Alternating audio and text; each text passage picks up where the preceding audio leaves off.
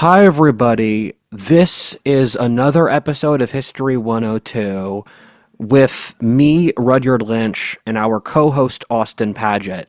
And today's topic is on East Europe's Age of Empires. East Europe's Age of Empires. Very cool. Before we I get just did an started, AoE last night for the first time in a while, so Age of Empires is very triggering. yeah, same. I lost. Before we get started, I want to apologize. There's construction in the neighboring lot. Zoom is normally pretty good at filtering it out, but some noise might get through. But fundamentally, I am not under control of these variables. I just had to sort of live with it.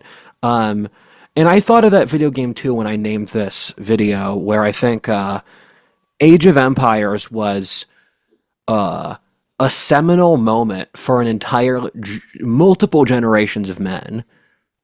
Yeah, it's the only computer game I ever played because we didn't really have that many video games, but we had Age of Empires 1 on the old PC like when it came out. So until I Yeah, was out of high school, that was every game for me. And for you, you played actually a lot of those strategy games, right? Because your dad wouldn't let you play other video yeah. games, but he'd let you play those ones. Yeah, I played a crap ton. My mom bought me Age of Mythology when I was 9 years old, and that was my first Oh video yeah. game, and I loved Age of Mythology. I started playing as the Greeks, and I thought, wait, I'm ethnically Norse. Shouldn't I play the Norse rather than the Greeks? Because they're my ancestors. Um, That's when it all started. I would mass produce Jarls. Um, Jarls are the Norse Oh, noblemen. That was my strategy. I would just mass produce as many Jarls as possible.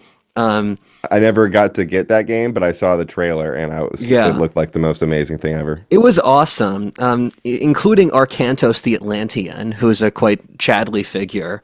Um, They got Atlanteans in the new Pendragon series, the Daily Wire. Some washed yeah, up on the yeah. shore. Huh. Oh, yeah, because Pendragon, that's like a Celtic fantasy Oh, novel where Atlantis is a side plot. I think I have that book and I haven't read it yet. well, it Um, made me think of what you said about there like some myths to maybe explain the Roman knowledge, but that like there's some myths about some mysterious infusion of knowledge in like the 500s or the 600s where they have like an alternate explanation to Rome. So maybe it can tie into like those cultural stories. no. You mentioned like the Arthurian kingdom was enlightened and something, and it was part of the. I mean, maybe that could fit into like an Atlantis lore or something. Atlantis is not involved, I'm sorry. No, Atlantis, I'm talking about lore, not history. you are wrong. Fine. Okay, so Atlantis solely makes sense through the prism of Plato, and we will not elaborate. I will not elaborate on that. Um, No, Atlantis is real, bro. no. Um, at best, it was the Rishat structure in Mauritania. Um, Good enough for but me. I'm glad that this is the third video of our East Europe run, where I guess the Volkerwanderung is the first. Volkerwanderung or Aryans are earlier videos, but I don't really count that. They just happen to start in Eastern Europe, and they splurge elsewhere. But we're doing an East Europe run where we just did medieval East Europe, which was when the nations formed. We already had a video on 17th century Eastern Europe, which was the last video I did with Eric. This video is from the end of the 17th century until World War One, and our next video is going to be on 20th century Eastern Europe, because that's a valuable video to fill between the gaps, where Timothy Snyder calls the area the bloodlands, where Eastern Europe was the unfortunate area stuck between the twin great European tyrannies of the Nazis and the Soviets, and they were the collateral in between. But this video, I'm very grateful that we already did the legwork for explaining why these nations started, what their context is, and all those different things. Because when we cover areas that are not West Europe or its diaspora, it often takes us longer than eras of Western history that are more historically significant. Where, if we're going to talk about the Napoleonic Wars or the French Revolution, enough is assumed about France as a society because we're an English speaking country that I don't need to autistically articulate the different social structures that really matter. Because as more time passes, I find that the society's internal social structure is probably its most important variable for how it operates. And I'm reading a really wonderful book. I was considering whether or not to read this book or to read something else, but I'm glad because this book, Visions of Empire by Kumar, it's been very useful for the last two videos, and I didn't expect it because it articulates the ruling philosophy of five different European dynasties, and he goes through the Austrians, the Turks, and the Russians, and it's very much changed how I perceive those empires. And so if we had made this video a month ago, I would have given you a fairly different narrative than what I would give you now, because he's changed my perspective on those three empires. But because we've already established what these East European societies are, and you can already watch the previous two videos to explain why Austria, Prussia, Poland, the Turks, and the Russians have divided up Eastern Europe. This is the concert of nations where they fight against each other. And a great historic irony is under these strong unified empires, this was Eastern Europe's golden age.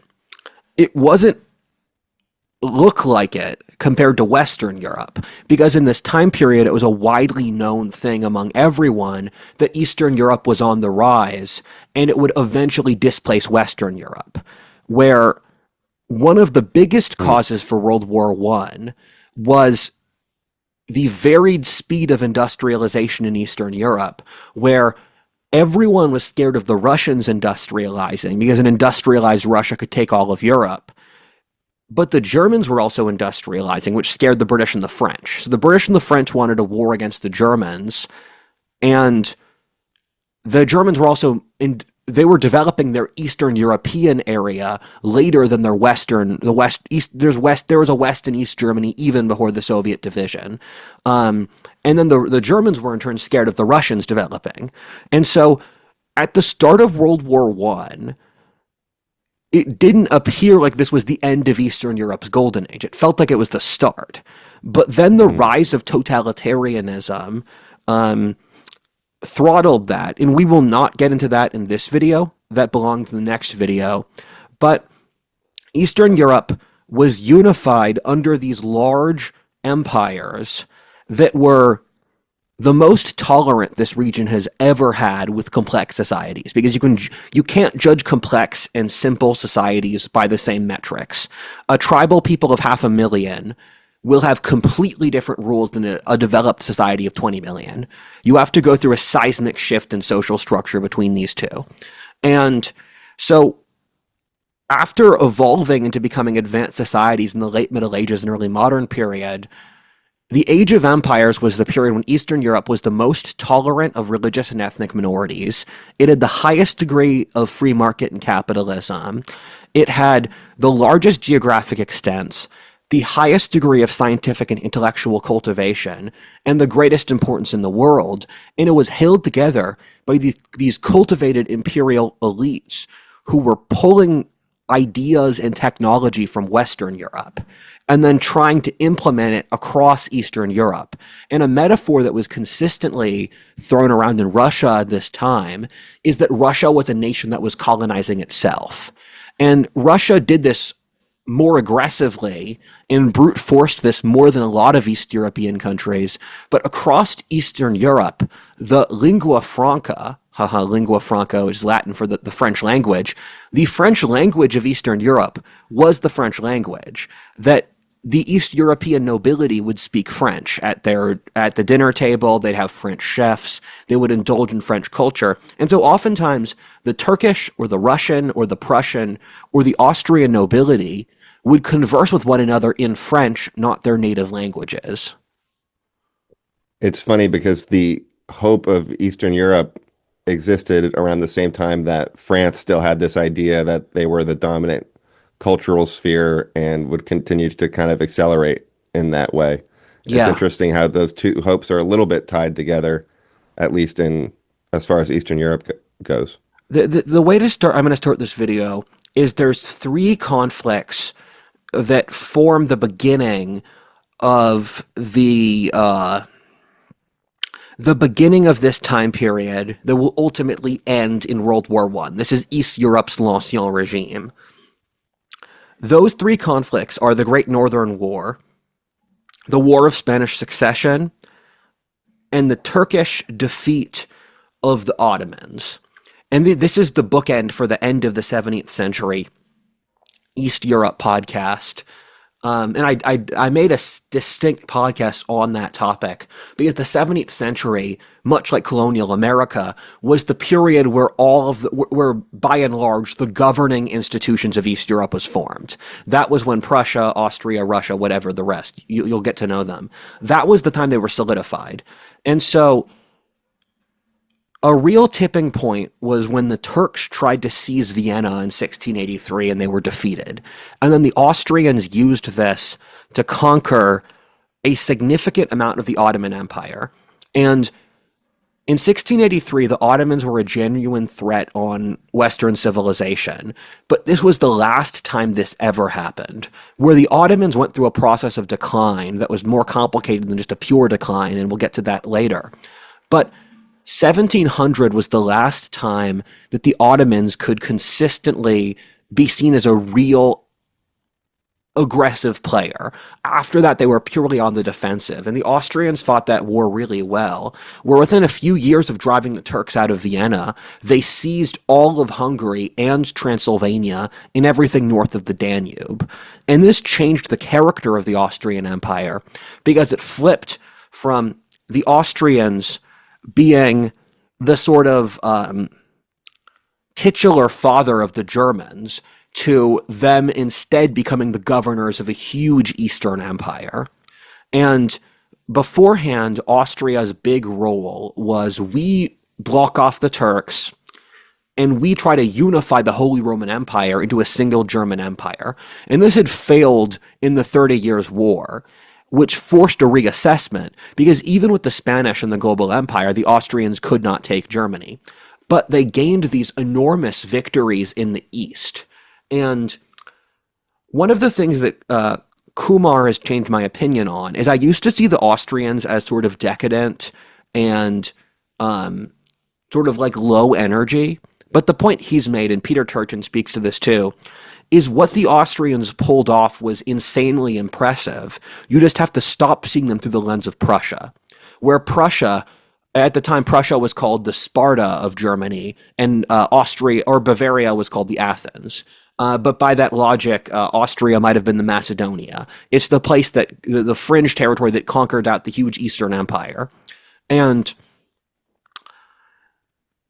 with the Austrians, it was a vast multi-ethnic kingdom that included a variety of peoples between the Germans, the Austrians who are ethnic Germans, and they were in a weird position where they could not fully exploit German nationalism because that would involve too many loyalties to the rest of Germany. So they were German, but then German became a civilizational identity.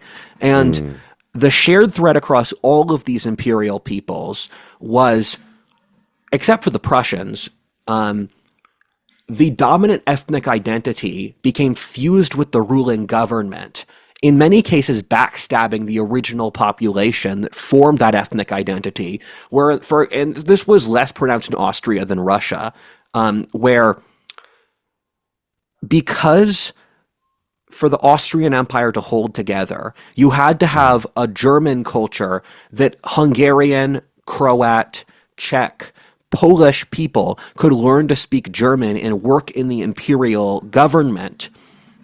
Mm-hmm.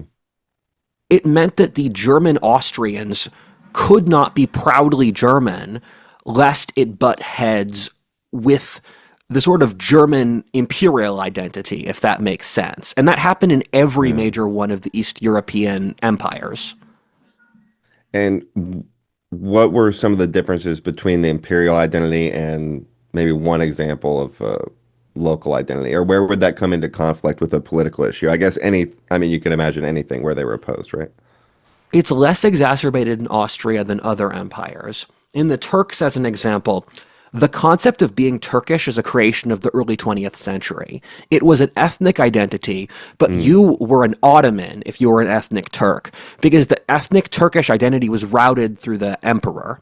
Um, and so the young Turks, who were the Turkish nationalists in the early 20th century, they were pushing back against the Ottoman designation to say we want to be a Turkish nation state. In Russia, and Solzhenitsyn speaks to this. Solzhenitsyn, who was sort of the chronicler of the end of the Soviet Union, he had a big career after the fall of the Soviet Union as a political figure and pundit and all that stuff. And he said that the Russian people were exploited in both the Russian Tsarist Empire and in the Soviet Empire. Because in the Russian Empire, there was no sort of way for the Russian nation to manifest its sort of identity distinct from the czars. So you had a Russian nobility that were highly westernized. A quarter of the Russian imperial bureaucracy were Germans. Same thing as the Mm. military. They used a lot of Tatars for conquering Asia and for the military. The nobility would speak French and take in European culture. And so for the average Russian serf, yes, you get more lands. If you're in the military, I guess you can sort of lord yourself over the Poles or the Central Asians, but you're still a functional serf in the military. And so a lot of these imperial peoples have this weird sense, and you see this very much exacerbated in the British and indirectly in white Americans, of when you become the imperial culture, the benefits accrue to the elites, and the population are expected to be the grunt soldiers and the people who maintain the empire, while the benefits go to the elites who form a uniform upper class culture. And this Mhm. noble upper class culture was the thing that held Eastern Europe together, which was why nationalism was so dangerous in the 20th century, because nationalism took power from these cosmopolitan elites to localized, basically lawyers and intellectuals who had to build these identities either artificially or organically to produce these independent national countries. And then that meant they had to form ideology, which was significantly more intolerant than the nobility. Because when the nobility were in charge, everyone else was a peasant, and they didn't really have to argue why they should be in charge. So they could have a significantly lighter hand and a significantly looser reign on the population. That's interesting because say you have like the empire being less restrictive and then the nations being more restrictive, and I'm trying to compare it to trends today, and you see like the Yes. disruption of the US global empire order, but it seems to be mostly disrupted by nations who are going in a more free direction, like Hungary or Argentina or the US. Um, so that's kind of an interesting reversal. Yeah. Um, I'm going to keep shilling this book, Visions of Empire by Kumar, where he Hmm. goes through all of these, and they have the same issue of an empire by definition is one ruling ethnicity that conquers a series of other ethnicities. And then they have to incorporate multiple full ethnicities within the same country. So people will say the Athenian Empire, that's not true, because classical Athens at its peak controlled people who are all ethnically Greek. The British have an empire because they controlled the Marathas and the Hindis and the Bengalis and the Zulus and whatever. Um, America is in a weird position. We will not get into that now because it would just become a lengthy conversation. But as an example for the British, English nationalism has been de emphasized because England has become synonymous with British. And so a lot of the current woke stuff is imperial carryovers that the ruling ethnicity has a sort of noblesse oblige that that they should maintain the empire, and that involves disincentivizing their own ethnic interests for maintaining the sort of government of the empire, but that opens it up for government exploitation very easily. Right. They found a place where there was give, and it turns out it's like selling your own people because that Yeah. maximizes their leverage and operations elsewhere. And it's interesting that the Ottoman decline, or like the moment where the Ottomans were no longer perceived as a threat to Europe, coincides exactly with the invention of the grand piano.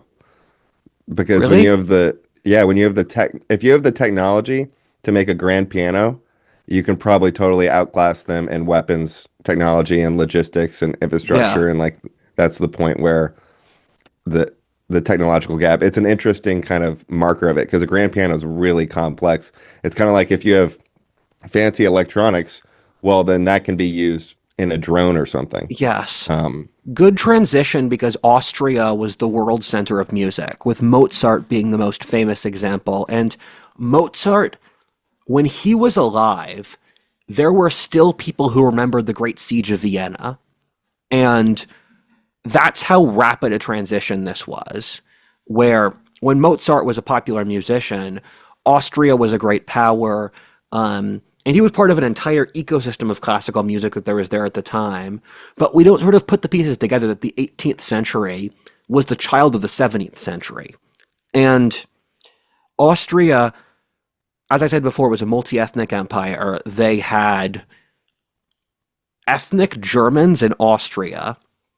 They took Czechia, which was Slavic, and that was in the 17th century, and they destroyed the old Czech nobility, forcibly reconverting it to Catholicism, where there were a lot of Czechia was majority Protestant. The Protestants nearly took over Austria.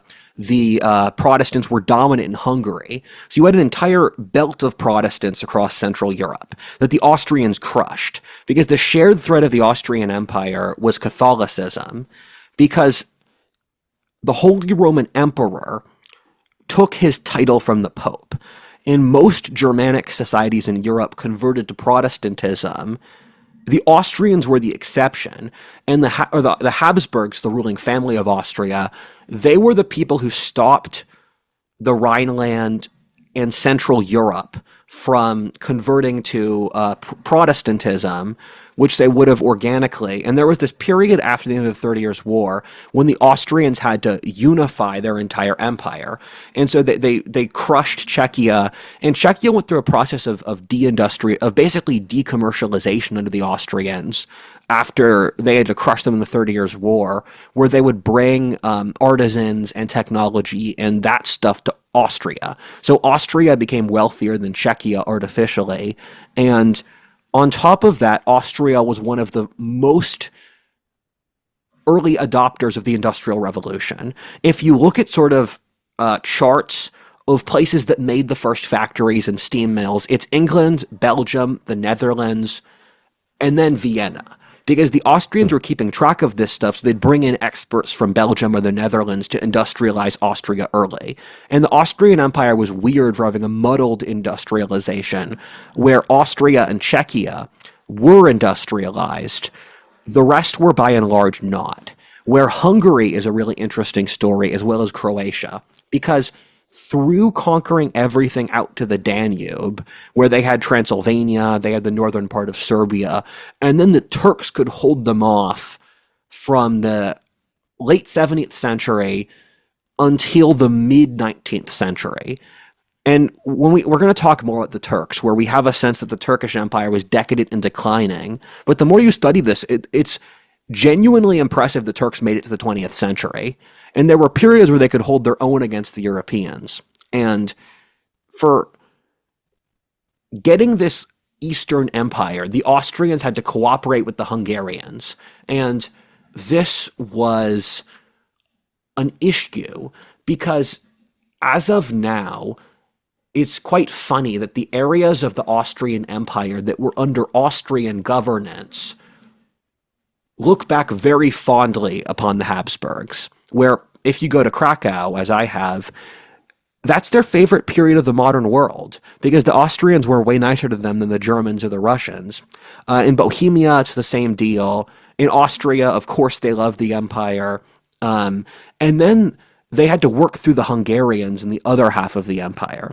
And The Hungarians were significantly more brutal, and the parts of the Austrian Empire that were under Hungarian governance look back upon it very poorly. Where the Croats, as an example, were an independent country at the start of the High Middle Ages, and they got folded into the Kingdom of Hungary by the time of the First Crusade. And the Hungarians kept the Croats as serfs. The Croats were also the crack irregular cavalry for the Austrians because they were a mountain warrior people. So the Austrians would hire these Croat mercenaries to act as skirmish cavalry, and it was their version of the Finnish Hakapelita, which is Finnish for cut, cut, cut, which were the elite irregular cavalry the Swedes used. And they fought against each other in the 30 Years' War. But it was said before World War I that the Hungarian nobility in Croatia, their horses lived better than the peasantry, where the horses would often have indoor heating for their stables. They would be perfectly well fed because the Hungarians are a nomadic people. They're relatives of peoples in Siberia and the Huns. And so they have that sort of trajectory of viewing the farmers like cattle or sheep that they can cull and herd around, and also loving their horses. And and Croatia was split between the coastline that was Italian-oriented. There was the city-state of Ragusa, which was basically it was a Slavic extension of Italy. It was as wealthy as Italy. They fought against Venice quite often. The crusade that killed Constantinople, the Venetians demanded the Crusaders attack Ragusa first as their predominant rival in the Adriatic, and then attack Constantinople. That was the two cities required to pay off the Crusader debt. And the interior behind the mountains of Croatia was Hungarian dominated. And the Hungarian plain, there's Greater Hungary and Lesser Hungary. Greater Hungary is modern Hungary, like half of Romania into Transylvania, and up through Slovakia to Poland, where there is a castle south of Krakow. There's two opposing castles south of Krakow. One on the Hungarian side of the border, one on the Polish side of the border. And I was going to go there, but I could not rent a car, so I didn't. Narnia is filmed there. And the Greater Hungary is, I think, minority ethnically Magyar, where the Magyars are people from Central Asia. They conquered the region, maintained it, and they have many other peoples like Romanians or Jews or ethnic Germans who are the wealthiest people there. They were the entrepreneurial class. And then you had, for example, the Austrian settled Serbs and Croats on their bottom frontier with the Turks. And so you had these Serb and Croat free peasants who lived in militias where they didn't have a nobility because in exchange they fought the Turks. They were like Cossacks. And McNeill talks about Hungary in this time period very well, and it's very interesting, where I'd highly recommend you read McNeill's book, Europe's Steppe Frontier, 1500 to 1800. It's an incredibly well-written history, and it's very breathable, if you know what I mean. It talks at a time period you would otherwise not know about, and McNeill is such a good historian that it's illuminating, and you understand how each of these societies work, where in his writings about early modern Hungary, Hungary was a pre-capitalist society, where because serfdom was so strong, the Austrians controlled it through a ruling nobility. And Hungary was very much divided by its noble identities, where some landlords were more progressive, and I don't want to use the progressive, some were more open-minded and capitalist, others were more serf-oriented. It was like Poland, where the nobility had enormous power. And due to this, a lot of the Hungarian plain was very lightly populated because there wasn't an incentive for having children. And the Austrians had an internal colonization process in Hungary and the steppe lands over the 18th century, where Eastern Europe had to be consciously settled in this time period. And it's really crazy that 18th to 19th century Hungary might have been, if you were a West European, you might have perceived it as I don't want to trigger Hungarians unfairly because I know they're a proud and honorable people, but you could see it as a place in like Asia, where it's you go there, it's a totally different world. The nobility Mm. were in contact with Western Europe, but the peasants were not. And if you read Dracula, where the character in late 19th century Transylvania, he sees the Hungarian peasants and the Romanian peasants, and they're in a different era of history. Um, and Hungary was integrated into the modern world as part of the Austro-Hungarians by the end of the 19th century. And through controlling their empire, the Austrians made a compromise to unify Austro-Hungary into a single federated society. And that worked through increasing the amount of leadership class, where the Germans were at a quarter of Austro-Hungary, and the Hungarians meant that you could get nearly half to 40% of the population because Austro-Hungary was so divided, no given ethnicities could predominate. The Slavs were a technical minority of the population, but the Slavs were so subdivided that a Czech is not a Serb, who is not a Pole, that you couldn't get the Slavs to congregate. Nosferatu, the recent Dracula movie, did a really good job of showing the differences between Eastern Europe. Probably not necessarily a really good historical accurate job, but it was in the 1800s, and they had a German guy go all the way out on the road to Transylvania. And when he got to the place with the peasants, they showed kind of a very distinct culture. It almost felt like gypsies, but it wasn't, just because it was so different from what you saw in the first half in the German part of the movie. So it's kind of cool to imagine that, and also crazy to think how much space there was out there. It's Yeah. hard to imagine space in Europe. Like the population boom to the population they have now happened, mostly after that.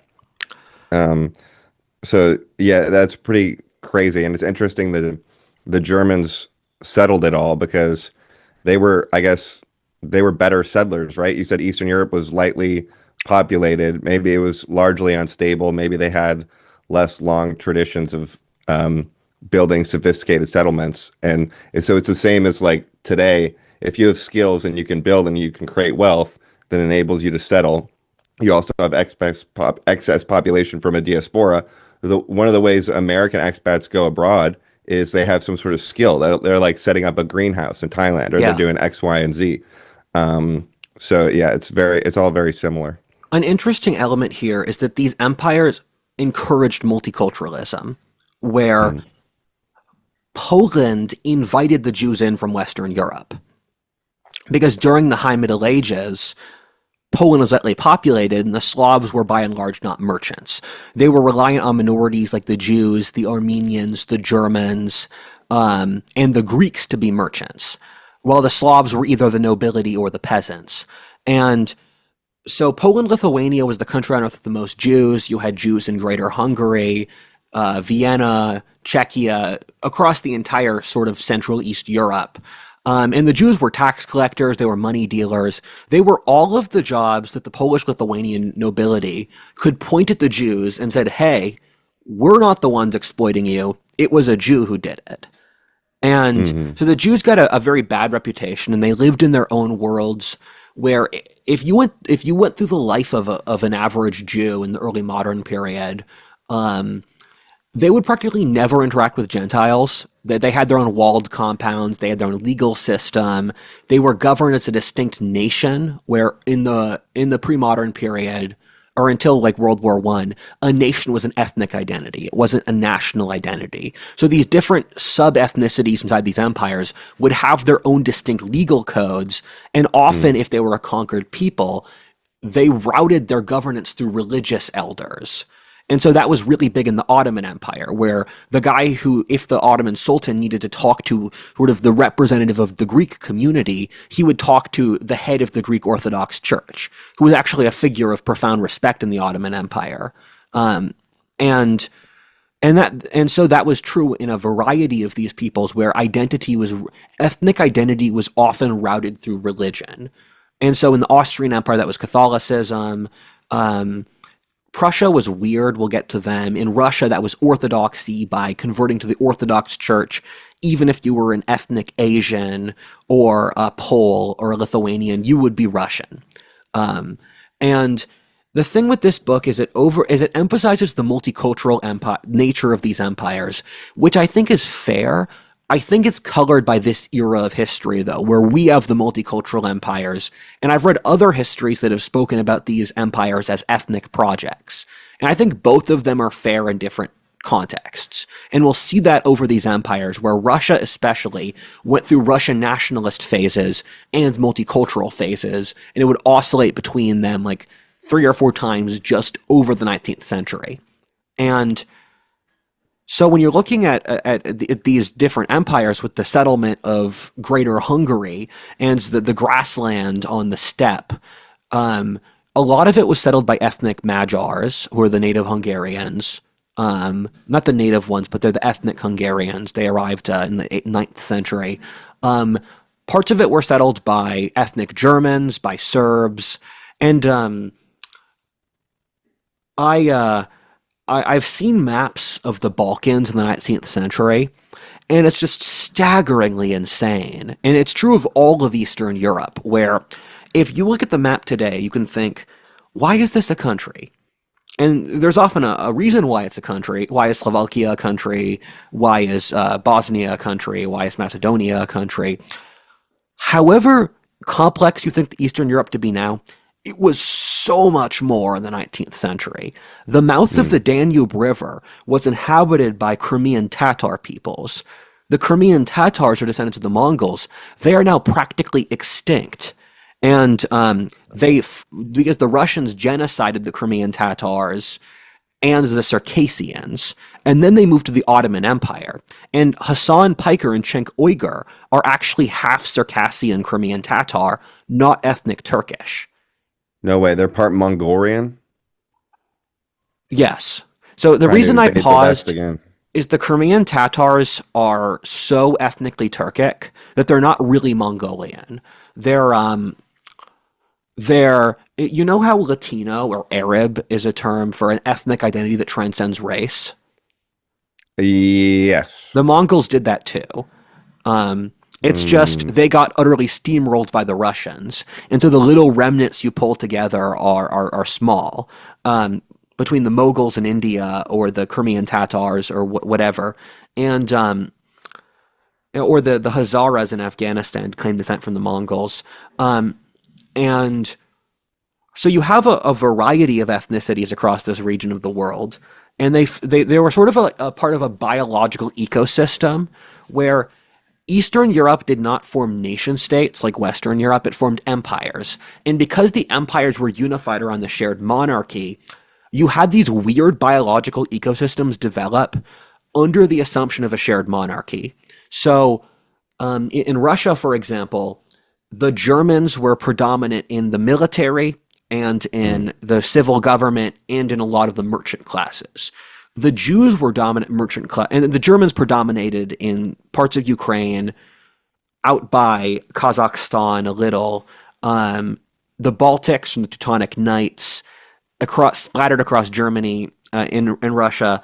The Jews were a merchant ethnicity concentrated in Western Russia, in an area called the Pale, where the Tsars were the worst regime against the Jews in Eastern Europe, and they forced the Jews to inhabitate a specific region in at least to own land in Russia that consisted of Ruthenia and parts of Poland. But the Jews were often dominant, like in a variety of industries. They were predominant in Russia's industrialization, and the Armenians were a merchant class that controlled the trade stretching from Russia and Scandinavia out to India. When the British colonized India in the 18th century, they would use Armenian merchants in Bengal out by Burma for their ship construction and their banking. So the Armenians were pretty important as well. And then the Ottoman Turks used the Greeks as their dominant merchant ethnicity, where in the Ottoman Empire, the Turks practically never touched money. They were either the warrior nobility or the sort of proud free farmers, where the Ottoman Empire was sustained by letting the Anatolian Turkish farmers be yeomen who owned their own land in exchange for military service.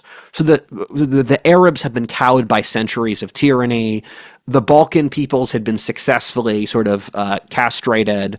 I apologize, but it was true for a period. Please don't kill me. And so the Ottoman Empire was held together by this Turkish freeholding peasantry, but then the Greeks managed all of the trade, the navigation, and the Ottoman Empire straddled the Mediterranean in a way that the Romans did. The Ottomans also had ships that went out to Indonesia and East Africa, and they had a brief fling with the colonial empire in the Indian Ocean. But the Ottoman Sultan or the Caliph would often lean on his Greek subjects harder than his Turkish subjects. And there was a period in the early 19th century, before the Greek War of Independence, where the Ottoman Sultan was reliant on his Greek allies to form a sort of cosmopolitan elite to keep his more Muslim radicals down, because the Greeks were a window into the West because they were Christians and they traded around the Mediterranean. So when the Turkish Empire went through a few phases of modernization, they would deal with the Greeks. And the Greeks ultimately backstabbed the Turks and tried to use this to seize control of the empire, and the Greeks had their own war of independence. So the Turks had to turn on the Greeks. But I mean, a lot of these dynamics of cosmopolitanism and tolerance were present in the Ottoman Empire, as well as the Christian ones. And the Ottoman Sultan had often a quite close relationship with the patriarch of the Greeks, because the Greeks had their sense of identity through the Greek Orthodox Church based in Constantinople, and the Ottoman Sultan would claim to be sort of a lord of the Greeks. He was the Caliph of Rome, because until the rise of the Greek Republic, and so for certain islands, this was the early 20th century, if you were to ask a Greek what their identity was, they would say Romanitas, because of the Byzantines. And so the modern Greek identity was an artificial creation of their independent status due to the British supporting them. And modern Greek is an artificial creation of these Greek nationalists who, first of all, had to expel all of the other minorities in Greece, like the Romanians or the Albanians or the Turks. And then they went back to the Homeric period and the classical period to artificially create a Hellenic language that was a mix of their ancient language with the modern degenerated version. Wow, interesting way to pull it back together. It's like the opposite of the invention of Mandarin, where they just simplified their modern version. It's interesting. Yeah, go ahead. The Hebronics did that too. Oh, really? What is that, Hebrew? I periodically use the word Hebronic for Jew because that's what 19th century anthropology textbooks use as the term. They'll say the Hebronic race. Well, you're anti-Hebronic, bro. You can't be saying Hebronic. I once told an Israeli friend, he's a cool guy. I have an Israeli friend who's 1% agreeability on the ocean test, but he's an honest, smart guy. And that's how you stay alive. Yeah, I've done business with Israelis. They're the singular sort of worst. Israelis are the singular worst demographic I've done business with. I've said positive things at the Jewish people in Israel, but I mean, actual Israelis are so low trust. They're the only demographics that are equivalently bad to the Israelis to do business with are Balkan people and Russians. It's interesting. It kind of reminds me of, like, I don't know if these things are all related, but Ayn Rand and objectivism and like Israelis, it's like they've distilled a lot of the best parts of Western civilization, like property rights and various things, but there's no love behind it. It's like I'm going to go within the rules of the property, but there's no charity behind it, which is why I mentioned like Ayn Rand. Another thing is that I'm from an honor culture. And so when an honor culture person deals with someone from like an Israeli low trust clan society, you're communicating with each other in the exact opposite ways. How's that? So if these sort of Israeli or Balkan people were to be doing these deals in Philadelphia in this manner, they would get beaten up within the first few hours. You can't people are polite in a lot of Pennsylvania so that they avoid violence. Because outside the cities, people are pretty polite in Pennsylvania, and so you can't get away with this stuff, right? Because there's the honor thing where it's like I expect you not to screw me too much here, and I won't try to like screw you too much here. Let's just try and find the Yeah. line of optimal trade without like, yeah, I've had social helping inter each other find it. I've had social interactions where I've had to apologize to someone, and I'll write out a paragraph answer detailing like, why are you going to all this effort? And I'm like, oh, in an honor culture, this is me clearing out all of the tabs. Hmm. And it makes sense kind of because if the trust in the society breaks down, then pretty quickly you're an idiot for not taking everything that you can out of the deal, right? So Because you can't expect that the other side is operating in a forthright manner. I will explain this because it speaks to the Balkans quite well. Um, Mm. so the differing assumption between like a Pennsylvania Celtic honor culture or an Appalachian honor culture, and then uh,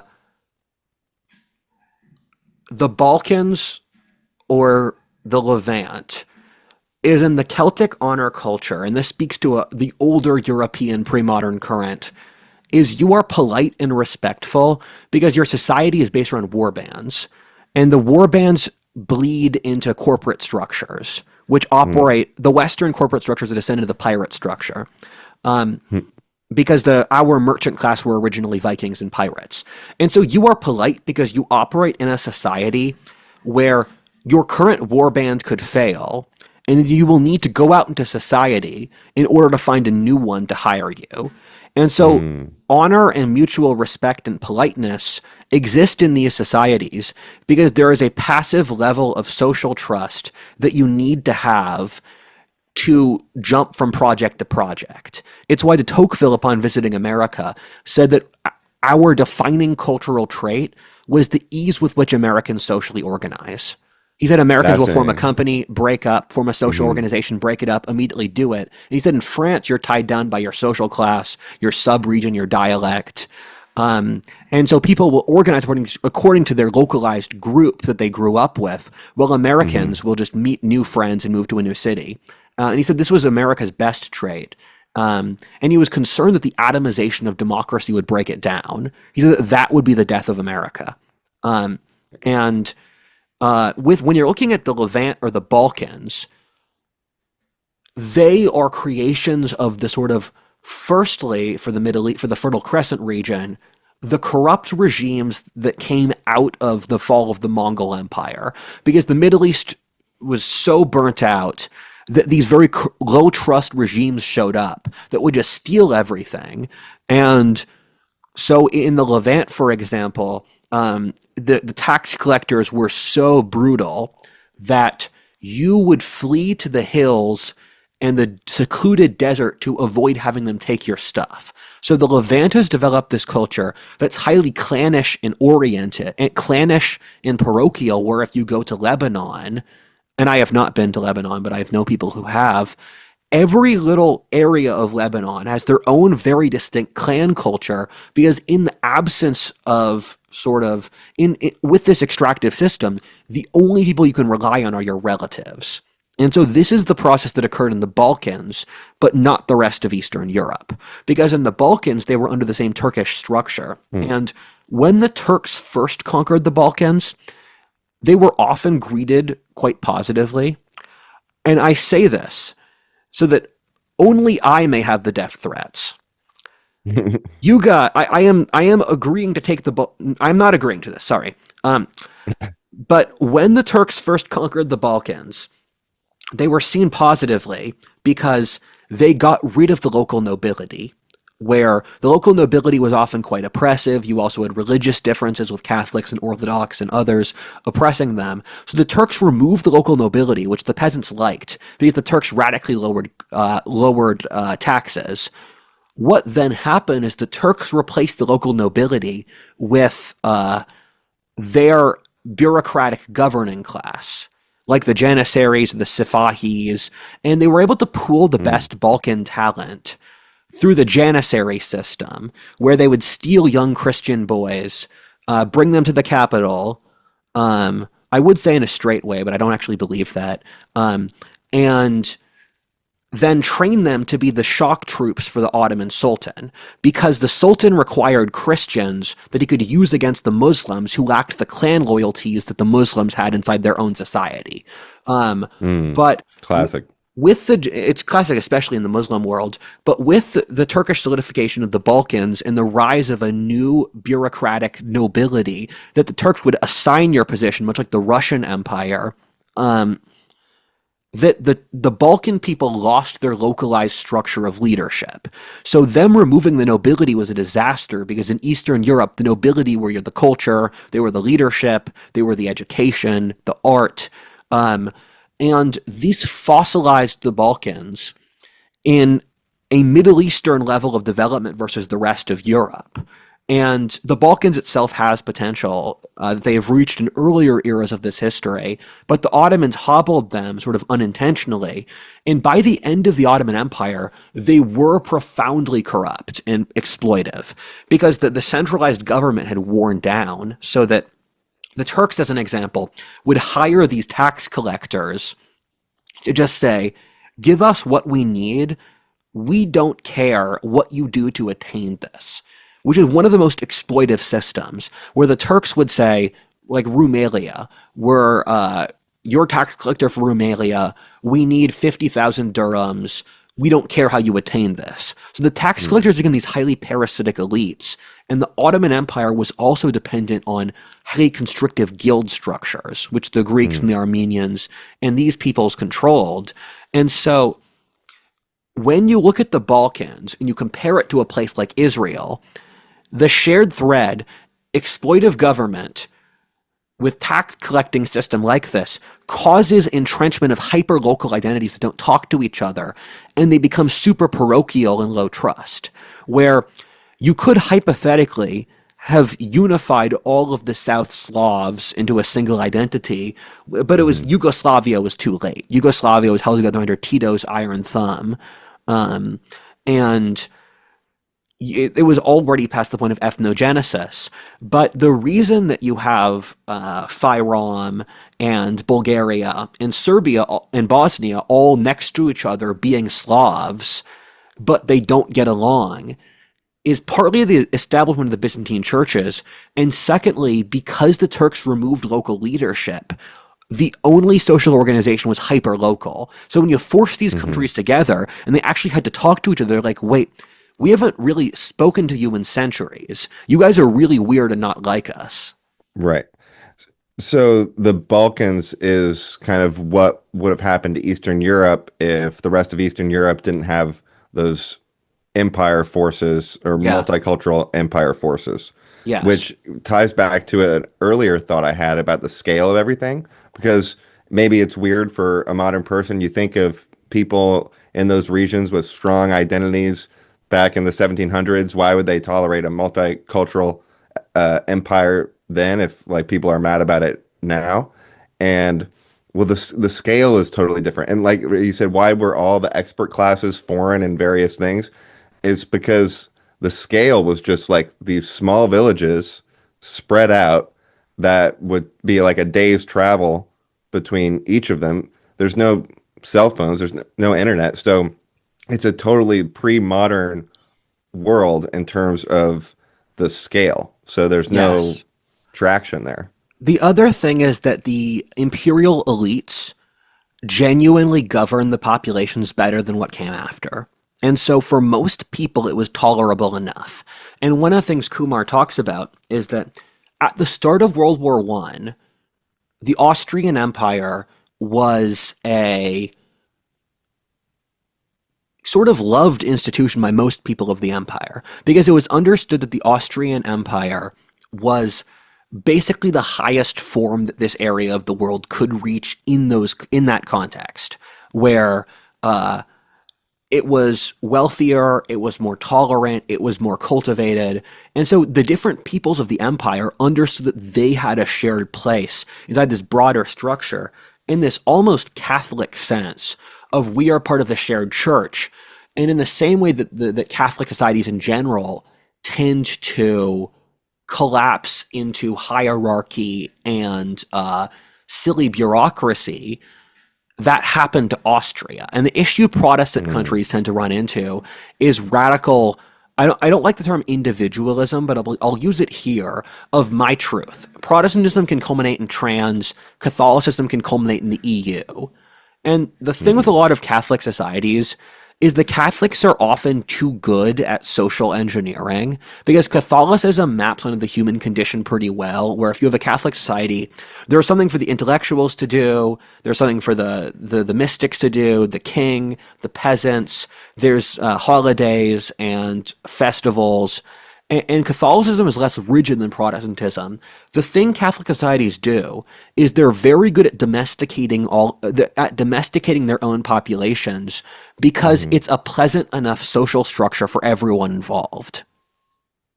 Well, it kind of reminds me of the opposite of the American spirit that you mentioned earlier, and something that you see in Europe a lot today and increasingly in America, where, or like the Japanese age-based or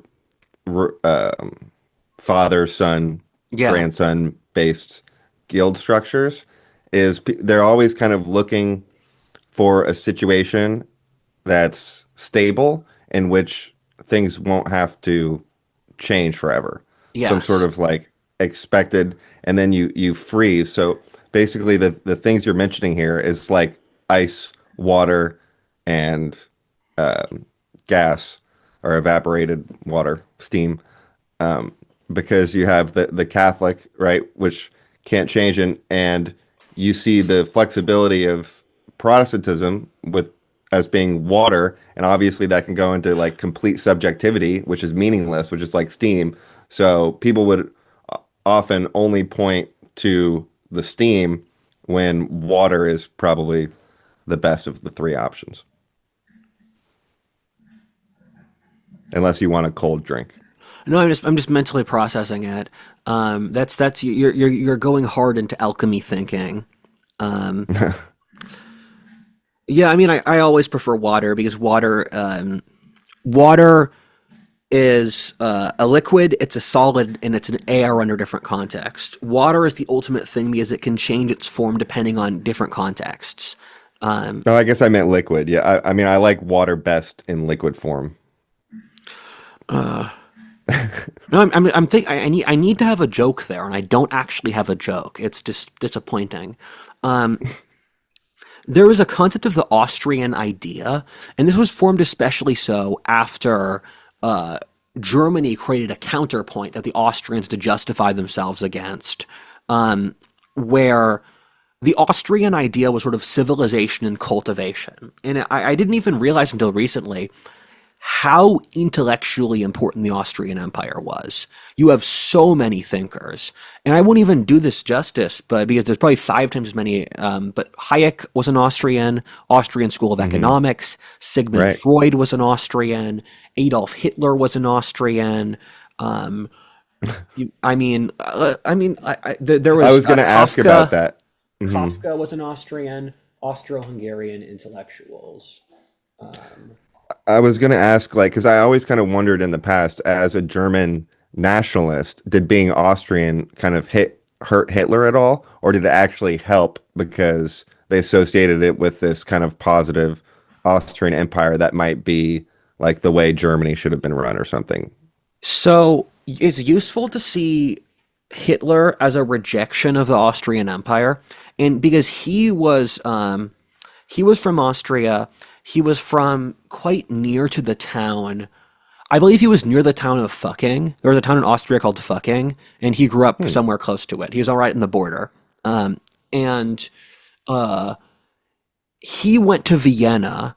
So he served in World War One with the Germans because he was more of a German nationalist, and the Germans thought if you're an ethnic German, you can join the German army, no problem. He went to Vienna afterwards, and the reason he became a far right radical was he was disappointed in how cosmopolitan and degenerate Vienna was. Because Vienna had a large Jewish population, this was the origin of his dislike of the Jews. Vienna was quite libertine.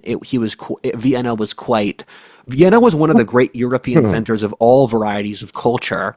But when you look at the sort of Nazis and sometimes the Stalinists, they were reacting against a very strong sort of cultural libertine open, sort of degenerate culture that existed in Central Europe from the late 19th to the early 20th century. And the world wars were sort of a reaction against that in some ways, where when Nietzsche was writing about how the 21st century would be the age of the last men, of nihilism and suicide, he said that because there were those same cultural currents in late 19th century Germany. Hmm.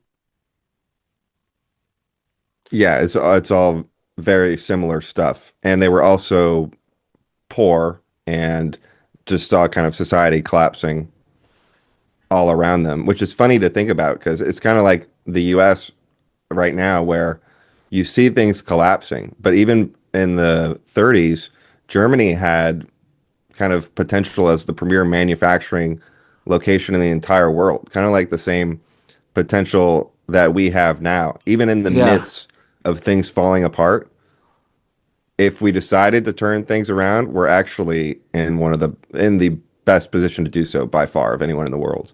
It's really insane how Americans don't look at Europe more, because we should really be studying why Europe declined, and the intellectual level of European thinker versus American thinkers is not comparable. If you read the philosophers of the Austro-Hungarian Empire a century ago, Mm. they are so much more vastly superior than the thinking we're doing today. And we have no interest in learning from Europe, where people today would think of Central Europe and they think it's a sort of decaying place. But those very same people's great grandparents saw themselves as the high point of civilization and as the end point of history. And we sort of wrote that out. Yeah, I mean, probably because the Austrian Empire failed when it did, right before it could kind of carve its place into history at a later period. I No one will remembers about the 1700s. I will throw in Karl Popper and Wittgenstein as um, other Austrian thinkers of that era, but I'm not doing it justice. They had a huge space. Kafka as well. And Kafka speaks to the bureaucratization of these systems with the early 20th century, where bureaucracy became bigger over this time period as a way to switch from the monarch having power to the population, the monarch having power in short-circuiting out the nobility Hmm. for the bureaucracy. And then in the 20th century, the bureaucracy ultimately won. And bureaucracy was really big in Austria because they uh, the Austrian idea was sort of we're more chill and cultivated than the Germans, but then you had these hyper complex bureaucratic things where if you study the Austro-Hungarian Empire, um, they'll have different. It's like the kingdom of whether or not it was the kingdom of Austro-Hungary or like Austria or It's really silly stuff like Austria and Hungary or Austria-Hungary was important because it showed the relationship between Hungary and Austria, which was a Mm. dual monarchy, but there was the whole many things were going on. I do not have the mental breadth to articulate the intricacies of Austro-Hungarian bureaucracy. However, I But you may, bring up an interesting point with yeah, monarchy because the point I make about monarchy is that it's the same as communism. It just has a higher potential to scale. Like communism doesn't scale past 150. Monarchy, pick your number, like an order, a couple orders of magnitude bigger, but it still has this limit. So then you have empire, right? And in some contexts, the empire can facilitate trade, but then the empire grows bureaucracy. The bureaucracy kills the empire because the way it's run expands for various incentives. So how do you like? It seems like it's almost like communism, monarchy, bureaucracy. But how do you manage bureaucracy without it getting out of control? whoa, man, this speaks to the Spenglerian concept of culture and civilization, which was popular at the turning point of early 20th century East Central Europe, where Spengler said the force of culture was the organic biological society that stemmed from their relationship to the land, and civilization was the bureaucratized national structure which was created artificially to control the empire. And Spengler said that Europe's core issue was that civilization was killing culture, where in the German context, they saw West Germany as civilized and East Germany and Prussia as culture. And so in the early 20th century, with these national movements, they had the goal of integrating these rural peasant populations to bring culture into the ruling society. But in fact, that merely increased civilization, because through the attempt of bringing these large peasant mass populations into national politics, they had to use the bureaucracy which standardized them. What do you call that? Um, uh, th there's got to be a expression or an analogy for that. The thing that gets you the thing also I don't think there does the is bad one. thing. I don't think there is one. So Let's. basically, just let people cook.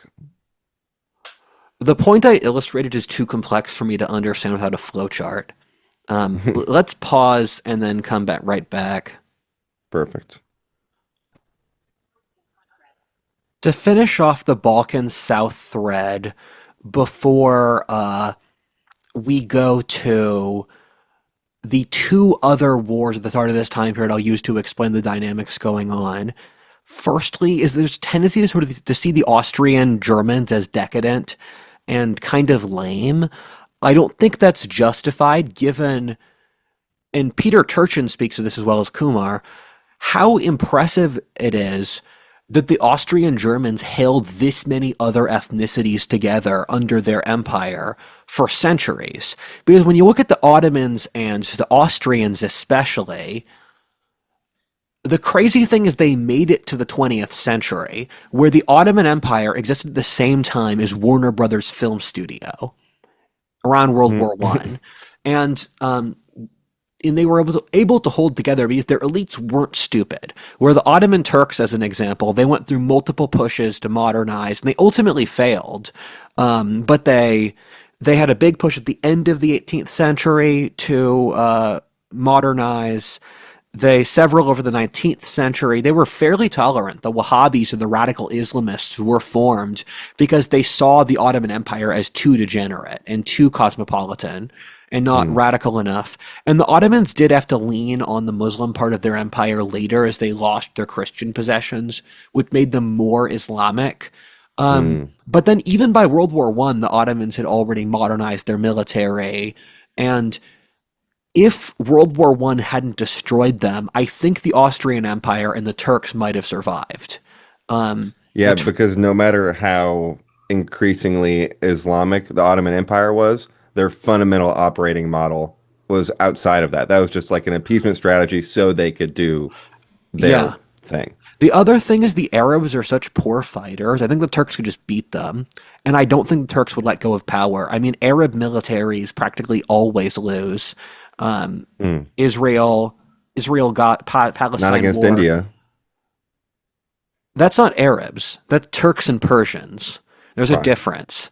Um, and final thing to clear out Austria. Um, Austrian high culture is one of the best haute coutures in Europe, where if you look at sort of Austrian art and palaces, it's beautiful.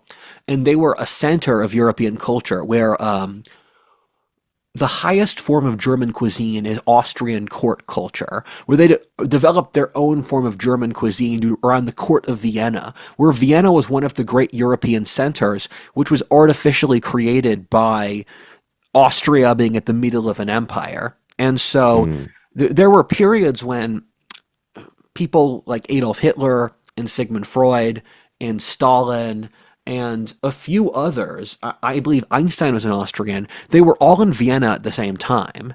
Right. And we forget about this thread. Vienna's still beautiful, and it looks, you could think of it as kind of like an alternate Paris back then, Yeah. maybe even like Austin, Texas to Silicon Valley or whatever. Um, and you see the remnant of that today. It's one of the most beautiful cities. Everything is like a gorgeous stone building, and the Christmas market there is insane because it's expansive and still very like in touch with real European Christmas markets, not just all I've wanted to modern. go to I have wanted to go to Vienna, but I haven't.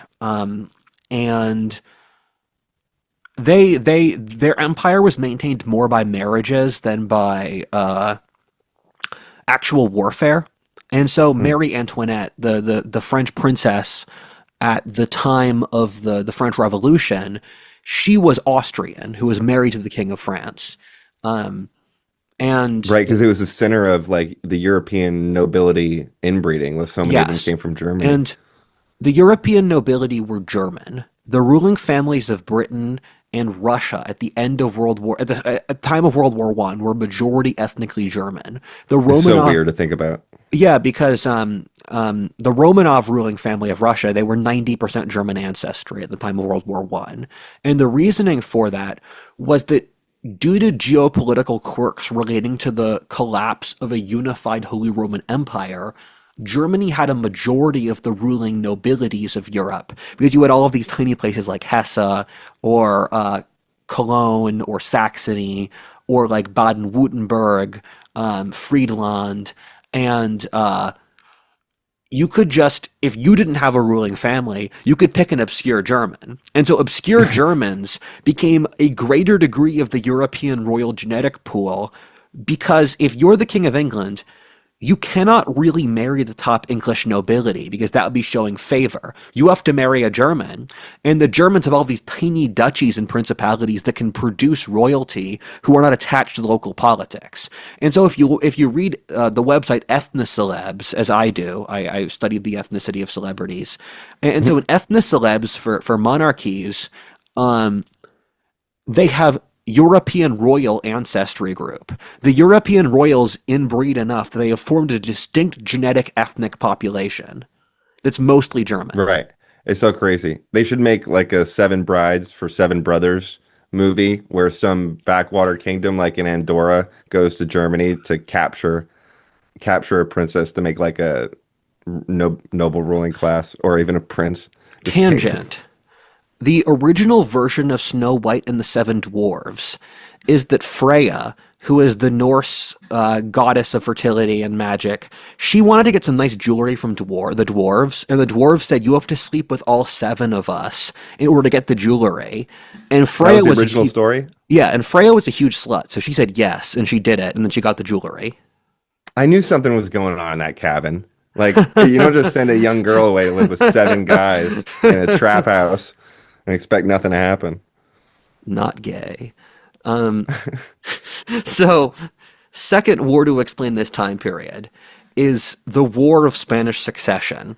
And this is a war by omission where it was fought in Western Europe, in Germany or the Netherlands or Belgium. And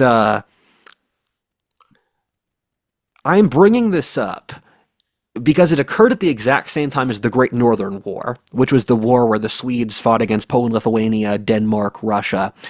And so these are sort of the two vortexes of Europe in the year 1700.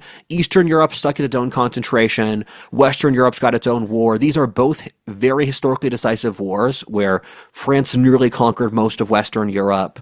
Sweden nearly conquered Eastern Europe. But in both cases, the sort of aggressive faction lost. And Hmm. so the War of Spanish Succession ended in a world where the Anglo-Saxons eventually became the dominant global civilization, not the French. But the French were culturally dominant across Europe in the 18th century. This was big in Eastern Europe, where the Enlightenment rippled across Eastern Europe, but it was under enlightened absolutism, where the nobility became often quite interested in the Enlightenment, while there wasn't a sizable middle class. So the nobility would Hmm. try to do these various policies to bring about Enlightenment values, but the oddity here is that they were majority serf societies, where most of Eastern Hmm. Europe at this point were serfs. We've spoken about this in other videos, such as Prussia were mostly serfs. Most of Austria had serfdom. Russia had serfdom.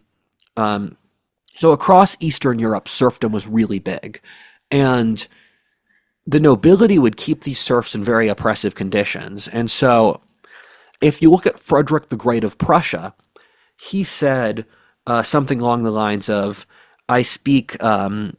I've said this line before, and I'll say it incorrectly again. I speak French to French for. I speak French for my noble things. I read Latin and Greek. Um, I speak Italian to lovers, and I speak German to my horse. And so that's Hmm. how Francophile the Prussian elite was. And Frederick the Great invited Voltaire over as his guest. And then Voltaire engaged in corruption and degeneracy, which Frederick the Great kicked him out over. Um, and even in the Ottoman Empire, the Wallachians or the Romanians and the Moldovans, their nobility became quite enamored with the French. The Greeks in the Ottoman Empire became quite interested in French culture. And so across Eastern Europe, you saw a westernizing nobility who are often quite interested in the Enlightenment, and they were the cosmopolitan elite that managed these empires on top of peasant populations that might as well have been in the Middle Ages. And this causes weird details where Catherine the Great, who was the Tsarina of Russia, one of their female rulers, she was an ethnic German born into Germany who was married off to the clinically retarded Tsar of Russia. And he died. But he would do things like play with toy soldiers in his bed, and he was clinically retarded for his entire adult life. And so she got Mhm. power and tried to inculcate these Enlightenment values into Europe for reforms against the peasantry. But the result was uniformly the peasantry got worse treated and had worse conditions. And so Catherine the Great ruled Russia over the mid to late 18th century. And although she fronted as enlightened, she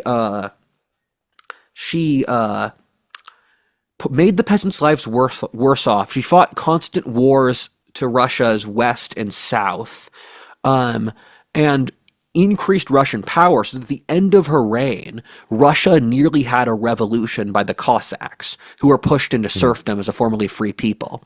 Or in Frederick the Second of Prussia, he was enlightened, but he was constantly waging wars. And was hyper aggressive and militaristic. Most of the population were serfs. And there's a wonderful conversation where Frederick the Great was talking to one of the tutors he brought in from West Europe, and he said, "What we believe now is that mankind is innately good, and we used to Hmm. believe under Christianity that mankind was innately fallible and broken." And Frederick the Great said, "Yeah, there's no truth that there's no chance that mankind's innately fallible, innately good. I've seen Right. too much." And there was a time at Which the is the point of religion.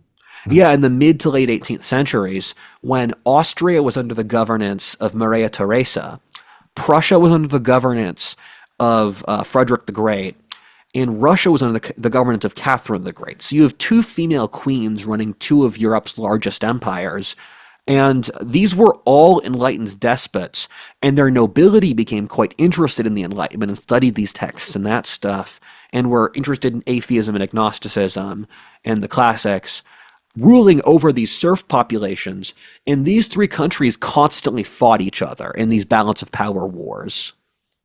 So it's basically like a progressive chick got randomly in charge of an empire in the 1700s Yes, and then pulled a man who would be king kind of thing where they made changes that ignored the constraints or operating ways of the various areas and resulted yeah. in conflict also, and so just war. You know, it's much like today. It's always much like today, and like Sean Connery in the famous movie The Man Who Would Be King. You know, Sean Connery was one of the most important Scottish actors of a certain time in the last century. He was a brave man. He went to the Caribbean, refused to come home until Scotland was free. He Indeed. died a free man, and now we're Irish. You know, for the next topic I'll cover, for around the Baltic and with the Great Northern War, you saw the rise. I can't keep doing it. You saw the Aye, rise of we'll practice. Russia. Um, and I'll cover the Great Northern War in cursory detail because it is profoundly based. Uh, Even though we talk about it again in the 17th century East Europe video, where Russia Denmark and Poland-Lithuania declared war on Sweden, who had a 16-year-old king who just took power. Um, and this 16-year-old king was one of the greatest geniuses in European military history. He Where, mogged him. yeah, he did as a teenager. He wiped out the Danes, which the Swedes have been trying to do for a while. Right. He humbled Prussia, took out Poland Lithuania, turning it into a Swedish colony. And Poland had already grown weaker due to an event in the 17th century called the Deluge, where the Swedes also invaded them, as well as the Cossacks and the Tatars and other peoples. And so Sweden folded under him, and Poland folded under Sweden. And Poland had already been a tributary of Sweden because Sweden had humbled them earlier, but they kept the territory, and that gave Sweden Belarus and Ukraine because Poland-Lithuania is one of the largest countries in Europe, albeit weak. And he invaded Russia. He had earlier defeated the Russian armies at the Battle of Narva on the Baltic Sea, but Russia had potentially its greatest king ever, Peter the Great. And Peter the Great, between losing at Narva and the Battle of Poltava outside Kiev, which it's crazy a Swedish army made it nearly down to the Black Sea, and they had allied with the Cossack hetman, who was the warlord of the Black Sea area, where I think if the Swedes had won at Poltava, they would have gotten because they were fighting in the winter, and he was driving deep into Russia. If they had won at that battle, they would have met up with the Cossack hetman, who would have provided additional cavalry as well as Ukraine's grain, and they would have won the war. And when asked why they're going into the Eastern European wilderness without a plan or supplies, Charles XII said, "Because the hungry wolf bites the hardest."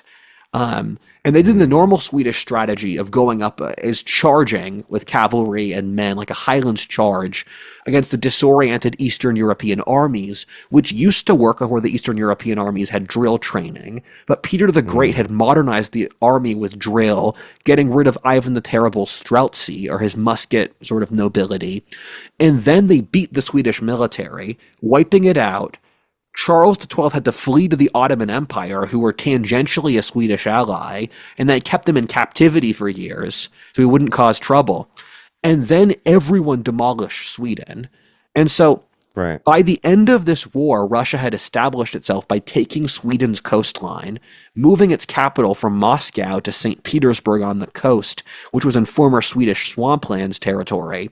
And then Froze. Poland-Lithuania had been made a puppet of Russia, where for the next century, until Poland-Lithuania's dismemberment, it was it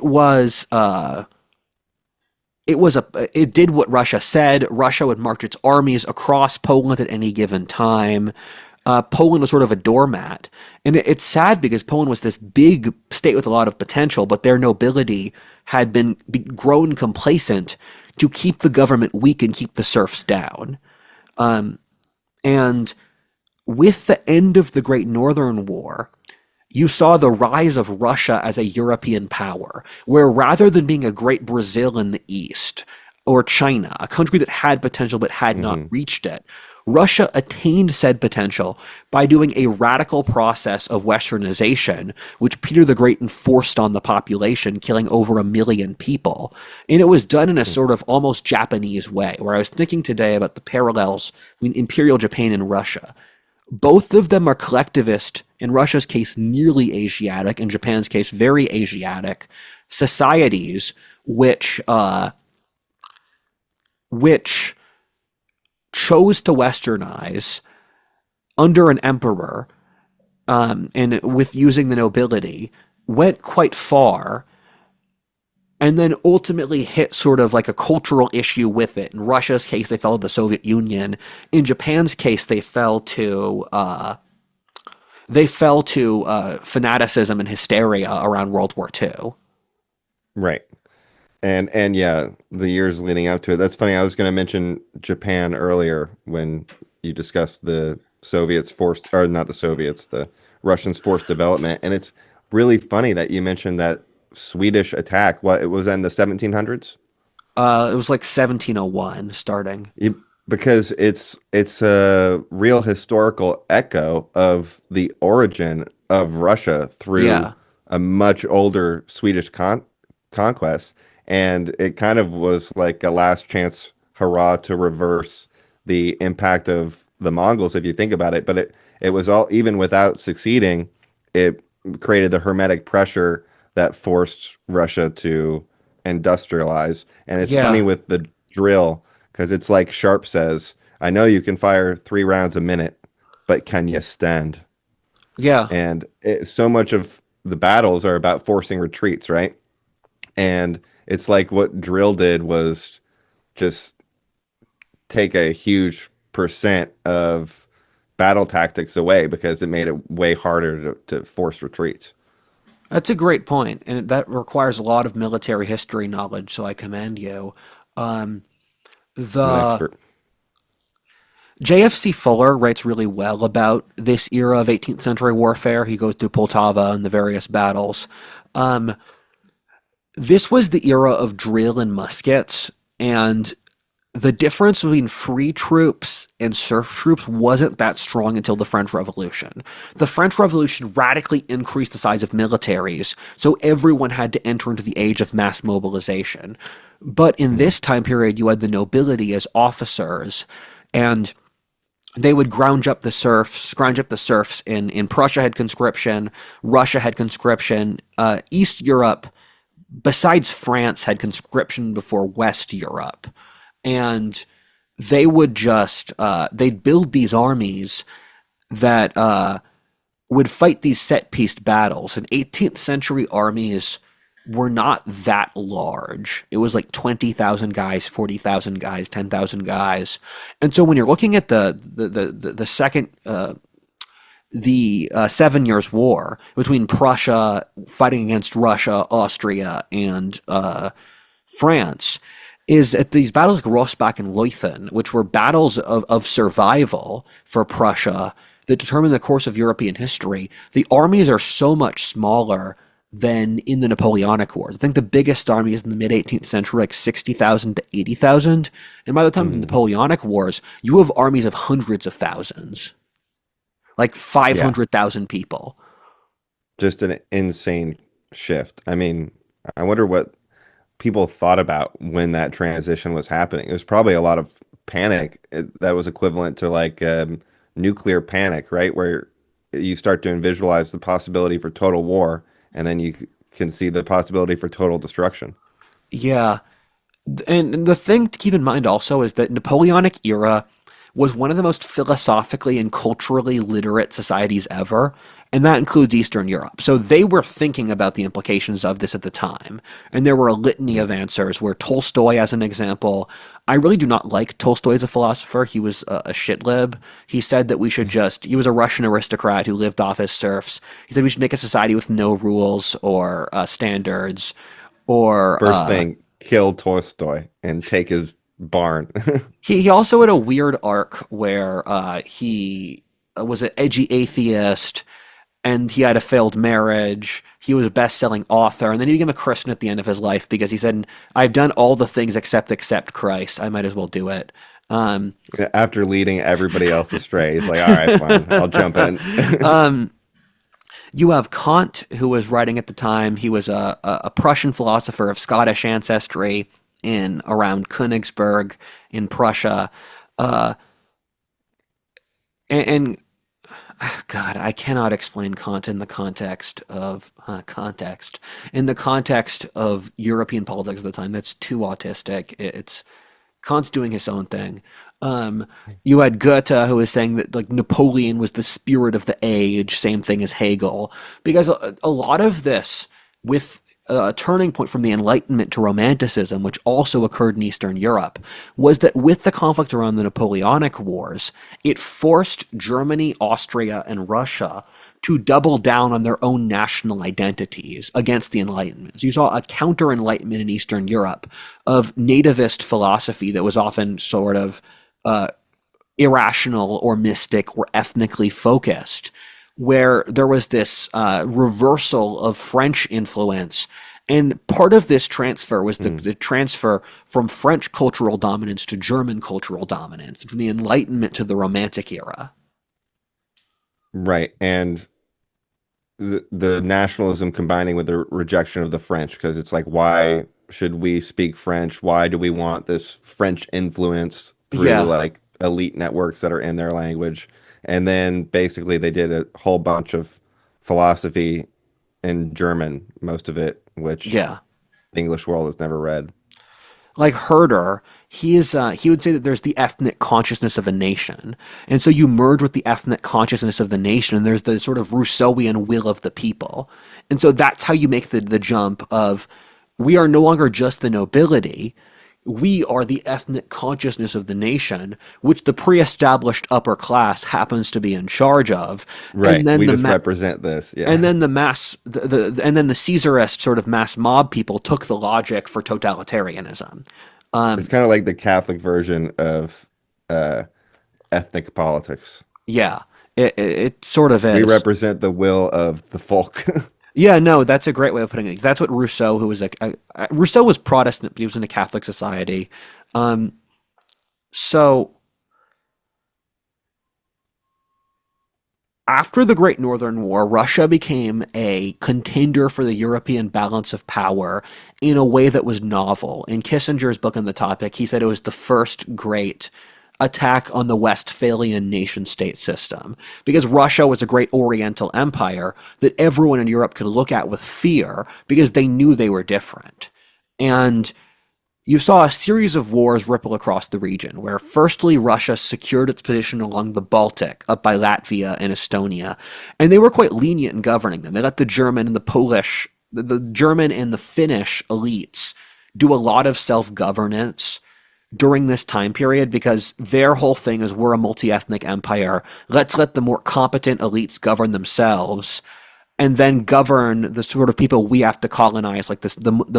Actually the Muslims were governed by their own tribal nobilities, but the Russians would develop different relationships with different ethnicities in their empire based on context, That's a and fairly non-hypocritical way to go about it because their excuse is that they're trying to basically help people get better. The degree where they're interfering with these like separated small yeah, undeveloped towns and is to basically help them, and then when these other guys don't need help and it'll be kind of run better if they do it themselves, then they're like, okay, you're responsible enough to rule yourself.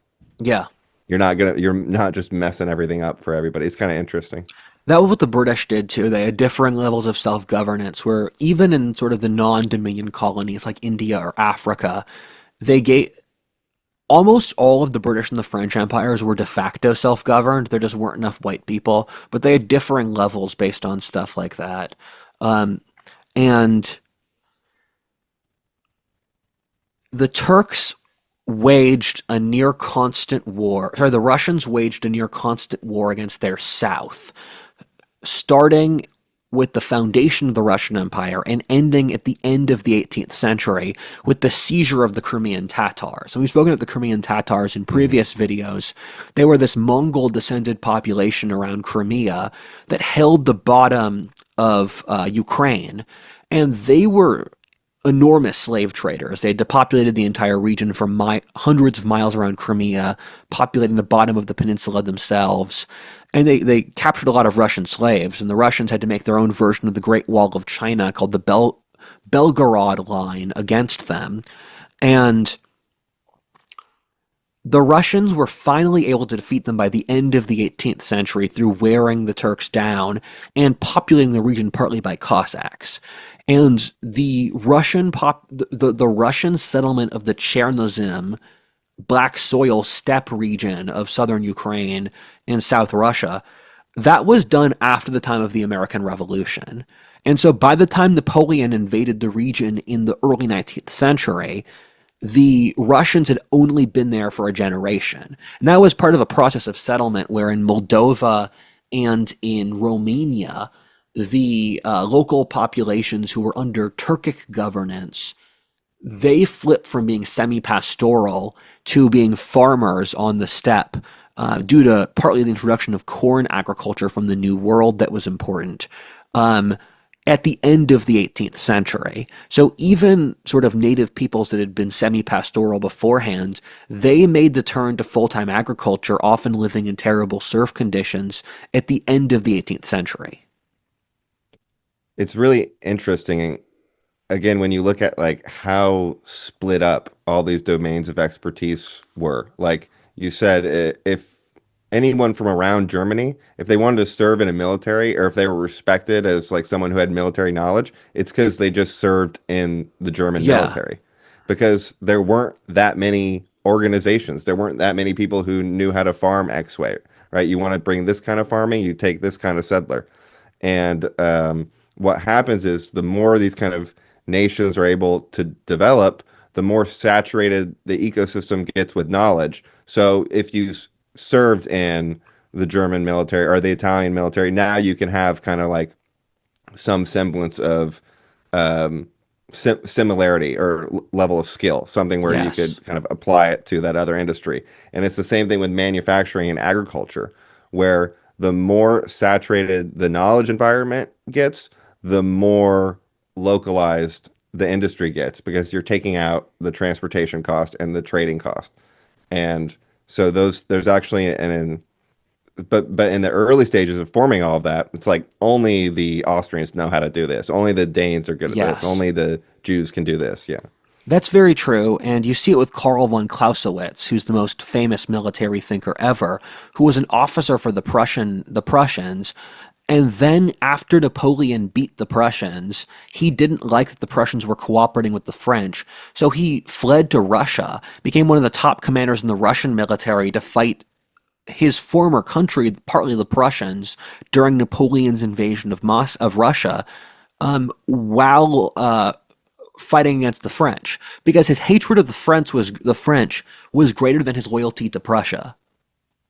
Well, yeah, and he could easily justify it as loyalty to Prussia because he's still fighting the revolution, Yes, which is when it gets into like foreign help, right? Everybody's always so hypocritical because everybody takes all the foreign help they can get. If someone's aligned on something with you, then they're like, yeah, and then the other side is like foreign interference and vice versa. It's just that's how it yes. works. And the Russians continually had a goal of taking out the Turkish Empire. So they waged a lot of different wars against the Turks, such as against Romania through Bulgaria, because the Russians claimed to have a legal right to be the defenders of the Orthodox population in the Ottoman Empire. And this was a right that they had was a sort of legal interpretation of a treaty they had once signed with the Ottomans. And their goal was also to take Constantinople, to open Russia up against the Mediterranean, and Mm. to retake the holiest site of the Orthodox Church that the Turks had taken in 1453. The British and the French consistently propped up the Ottomans as they were called the sick men of Europe. And so the Crimean War, as an example, was when the Russians were fronting up against Moldova and Romania, which were Turkish possessions. The British and the French launched an attack on southern Ukraine, which was this horrible trench war. Mm. It was one of the first examples of trench warfare, with the charge of the light cavalry, which is a Tennyson poem, one of the most important pieces of the English-speaking canon. That was this heroic cavalry charge against the Russian guns that all got slaughtered. It was supposed to be a sign of the end of the age of heroism and knightly warfare for modern warfare. But Well, the so the Rush French failed to read that report. the French were also just high off. They were just so high off their own nationalist substance in World War One. It took several million deaths to get the French off of their sort of like High horse, no I pun was gonna say intended. copium, but that's like meth, like spiritual Right. meth. Um, They literally and got shot off their high horse yeah. by a Um, machine gun. and uh, and that was deeply humiliating for the Russians losing in Crimea because they could not supply their own armies or fight an effective war on their own turf in Ukraine. And so that resulted in Russia going through a litany of reforms, including modernizing the military, abolishing serfdom, doing land redistribution, establishing a parliament. Russia could have had a revolution at the early to mid 19th century, as well as the end of the 18th century, but their elite kept on making good decisions, which made them last until World War I. That's a consistent Right. thread that East Europe's leadership class actually made correct decisions, and so rather than having revolutions in 1848 or the French Revolution when they easily could have, where the Hmm. triggers of the French Revolution were present across Europe, instead they survived until World War I, which in some ways was Right. worse because Right. if you have a revolution in 1850, classical liberals and nationalists are going to seize power. You're going to end up a lot more like America or France. Um, if you have a revolution in 1920 or 1910, Hmm. socialists seize power, which is significantly more dangerous because they overextend the government into every facet of life and kill the culture. Yeah. You're doing it in the context of like the death of God and modernization instead Ye. of like right before where it's a little easier. And it's crazy. A detail there that I don't want to let slip is that you said Russia was going to retake Constantinople until the Western Europeans started messing around on Ukraine. Yeah. Which reminds me of like the first time Constantinople was lost when the Western Europeans sacked it right before. So like, why do the Western Europeans keep messing up the reclamation of Constantinople? Whoa, man. It's because a locus of power concentrated at the place where Europe and Asia meet is too dangerous to the Western European sensibilities. So they don't want to mess with it, and they're just they have no respect for the Eastern Europeans' plans. They're just gonna invade right in the middle of them just because of their own reasons. That's not how this works. Power politics works through their own logic. It's not about respect and kindness. Um, Well, that's what I mean. They see an opportunity to take a hit, yeah. but Um, it could have been a little more strategic. I guess not. the Fourth Crusade was Celts not fight Celts. strategic. No one wanted the Fourth Crusade. The Pope excommunicated the people involved. The Fourth Crusaders are sort of just like a confluence of variables that fucked up. Um, and I mean, I would have propped up the Ottoman Empire. I don't want Russian fleets in the Aegean. Um, and Fair, because you can beat the Ottomans, but the Russians are the threat, right? In connection with yeah, it's everything else also going on in Eastern Europe. the thing with the Russians is they're not good faith players, especially in this time period. If you look at the Great Game, for example, the Russians broke practically every single treaty they made. The Russians were just Mm, constantly grabbing up land, and they would bring it into their empire, and they were voracious. It was called the Russian menace, where all of Europe feared the Russians in the mid 19th century, and then the Industrial Revolution negated the Russians until the Russians industrialized and they feared the Russians once again. And then Russia fell to communism, and then people didn't fear them, and then World War II happened and they did. Then the Cold War happened and they didn't. And then Putin happened and they did. It's a pattern. They come and go. Um, and But there's a great painting called The Russian Octopus, where it's an image of Russia as a huge octopus mm. putting its you are not allowed to think of hentai. No, I forbid you. Octopus putting its I wasn't. tentacles. Yeah, I'm talking to the audience. The octopus is putting its tentacles across the European continent, and the rest of Europe looks at fear at this huge Russian octopus trying to grab the entire continent. Right. And the No. tentacles of octopus operate independently from the central brain slightly because they have their own neurons, which adds kind of a chaotic element, like it's self-propelling itself Yeah. through this My mom aligned central brain of the rulers of the Tartars and Mongol hordes spreading. My mom was obsessed with that thing of how octopus think through their legs. She bought like 5 books about it. Yeah, it Um, makes people think octopuses are smart because they have brain cells in their legs, but it just means that their legs are retarded. It's like they're surrounded by retards. It's very low yes. level intelligence, just flopping around. Um, so to go through the balance of power wars, which are of course the most important part of this, um, I can't tell if I'm ironic or not. Um, War of Austrian Succession was Frederick the Great, King of Prussia, was trying to take Silesia from Maria Theresa because under one legal code, but not another, a woman could not take the Austrian throne. And so Frederick the Great said, under this legal structure, I have a right to take this because a woman can't govern. And then this became a war. Frederick the Great is one of the greatest military geniuses. And So he he was right. held He was mansplaining. He was right. He's like, he we need a man in charge. I know what to do. And he was right. and so I believe that was the French and the Austrians. Prussia beat them. Prussia really is the dark horse in this area of the world. They were formerly Brandenburg, which was an area that lost three-quarters of their population during the 30 Years' War, and that put them in sort of put them in a fight or flight, where their kings who later unified Prussia, formerly part of the Teutonic Knightlands, with Brandenburg to make these two distinct geographic parts that worked independently through walking through Poland in between around Gdansk. And they made their country to be the military. And Prussia was able to punch above its weight as one of the not very important German states to ultimately unify Germany through raw force of will, where they were a Lutheran country. Their ruling family were Calvinists, and they were quite hard. And they had conscription, and they gave veterans quite good benefits. So the military was the highest status thing. And they brought the Junker nobility, or the Jungherrs, the new German frontier nobility from the former Teutonic Knights to become the new ruling sort of military caste.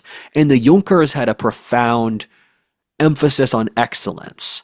And Prussia modernized in a weird way, and it's similar to Japan, actually. Barrington Moore has a great book about this and connects both Japan and Germany turning fascist due to it, where the Junker nobility with their serfs beneath them were highly coherent. So they modernized and then brought the modern techniques on top of their peasants forcibly. And so Prussia was dragged into the Western world by the coherent Junker nobility who were working with the king. And the king would give the Junkers these military positions for this sort of dualistic relationship between the military and the centralized government slash military slash with the nobility. In which area in Prussia? Prussia. Yeah, It that's was the classic like new model. ethnically German. Yeah, they made the modern education system because they were trying to standardize men who would fire well. And Right. the Prussia is Eastern Germany, Brandenburg, parts of Poland, and an area currently controlled by the Russians out by Lithuania. And that entire coastline region was ethnically German. They sort of formed in the power vacuum with the defeat of Sweden and Poland, where it's crazy to look at the Great Northern War, where just no one thought about Prussia, and then Prussia had two kings, and they're suddenly unifying Europe, where you had the first Frederick, who did not like his son, who was a homosexual, Frederick II, and so Frederick II, as a child, had a gay lover, which his father killed. He was quite Like disappointed. Braveheart. He was quite disappointed about that. But Frederick II was a great man. He was a figure of culture. He invited Voltaire. He studied the classics. He was a good writer.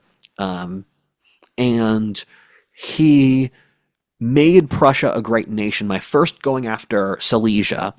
And then with the 7 Years' War, which started independently at Pittsburgh between the British and the French, and over Central Europe, where Frederick the Great had to fight off Russian, Austrian, and French armies while he was supported by Britain. And he won through some of the greatest military genius in history, with battles like Rossbach and Leuthen. And Frederick the Great was able to sort of hack 18th century warfare by being hyper-aggressive in a way that the rank and file firing wasn't used to. He pioneered a lot of Napoleon's tactics, and Napoleon idolized him. And you have stories like he won several battles heavily outnumbered due to things like this.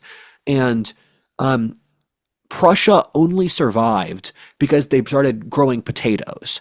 Because when the enemy armies were marching over the land, they wouldn't dig the potatoes out of the ground. So Prussia was surviving on potato supply, which they brought in scientifically, as well as Prussia was nearly destroyed, but the miracle at Brandenburg occurred when Catherine the Great, who hated Prussia, died, and the next successor to the throne was a huge fanboy of Frederick the Great, so he stopped the attack because he respected him so much. No way. He said, "Well, Yeah, I can't play Michael Jordan.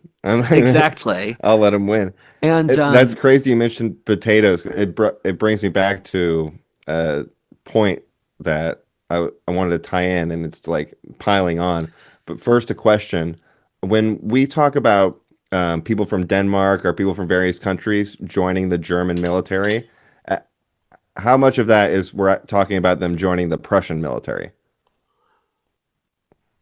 same thing. Or It's like through the AI. Yeah, so they're really joining. That's the organization with the expertise where they come from. Because I watched a movie last night, randomly, not at all to do with this episode. It's crazy how topical it is. It was called The Promised Land, made in 2023. It's a Danish movie, and it's about the settling of the Jutland in the early 1800s. And the guy that managed to settle it got potatoes from Germany, yeah, and he also had served in the German military, and it was like, and then they got Germans to be their settlers. So yeah. it's like all these exact dynamics were showcased in the movie, which is funny. Um, Germany had a real superiority over Denmark for like a generation because they industrialized earlier, and there's a staggering cultural gap of pre-Prussia versus post-Prussia Germany because the Hmm. Prussians made the education system and the military system that was the thing that acculturated generations of Germans. And a lot of the field of anthropology was German thinkers of this era, where if you look at Max Weber or Hayek or Carl Jung or any of these figures, they would often talk about how the German of the 19th century was laid back, especially in the west of the country, more so like German Americans or English or the Mm. Dutch. And the Prussians were much more stern and rule following and hierarchical, and they were in the east. But because the Prussians controlled the military and the education system, they trained all the other Germans in these traits. So the German Mm. of the post versus pre independence were practically different countries. And so when you're Yeah. thinking of the German military, you're really thinking of the Prussian military. If you look at Bavaria or Saxony, these were a lot more like Austria. They were laid back, they were princely, they were Yeah. professional militaries, but more so like toy soldier militaries. A toy soldier military is a lot of these smaller countries where they have really nice uniforms and they look good and they're well drilled, but they're not the sort of like a sort of almost like vampiric nature of the Prussian military. The Yeah. Prussian There's. military Mhm. had sort of this: we are a form of apex predator. This is our Right. ecosystem advantage. It was kind of like a little bit of an Eastern European energy into it. And a lot of the German migrants to the US and over different periods, right? They come from one area or another, and it Yeah, creates a very different character, especially the ones that came over from like Bavaria in the 1800s or before, maybe before that this culture was instituted in them through the yes. Prussians. So, I am not going to explain the Napoleonic Wars because it's a distinct video. What I will say is Napoleon raged across Eastern Europe to an incredible degree. He had to fight Austria and Prussia like 3 times. It's pretty remarkable that he had to continuously reoccupy Prussia and Austria because he simply did not have the men to occupy them. And they kept them able to pot back. And then he attacked Russia, which was a huge disaster that Napoleon could struggle to hold Central Europe, let alone Eastern Europe. And he amassed an army of, I think, over 500,000 men, including a lot of Prussians and Austrians who he had temporarily brought in as allies. And you know that this is a monarchy society where the king can decide we're going to raise men to to work with our former enemy, and the people go Mhm. along with it. Um, Maybe he and had to invade Russia to keep the Central Europeans under his heel because he's turning them against a more Yes, historic or scarier enemy that they can unite against. that But is if he doesn't fight them, they're going to want independence. that is true, and that was the calculus he is making. That is high So level that's why he analysis. invaded Russia. It actually had a reason. So there were several reasons. One of which was he had come to realize that Britain was his dominant opponent, but the British had wiped out the French Navy. So he couldn't attack Britain directly. Instead, he was straining to destroy Britain economically. And I do not think this would have worked, but it was his Right. last option. So his thinking was if we get the entire European continent Yeah, yeah, to yeah. be part of our blockade, then we can get Britain to surrender peacefully. And so he invaded Portugal and Russia due to this. But this is widely considered to be hubris because it increased the amount of enemies he had at the worst time. And Yeah. Russia was willing to work with him, where he and the Russian Tsar had a bromance, where they met up at the edges of the Masurian-Prussian border, and they hung out together, and they had incredible respect for each other as people. And but then there was the dispute over the trade system, where Russia would refuse to stop trading with Britain, and Russia also asked for Poland in exchange for letting Napoleon off his back.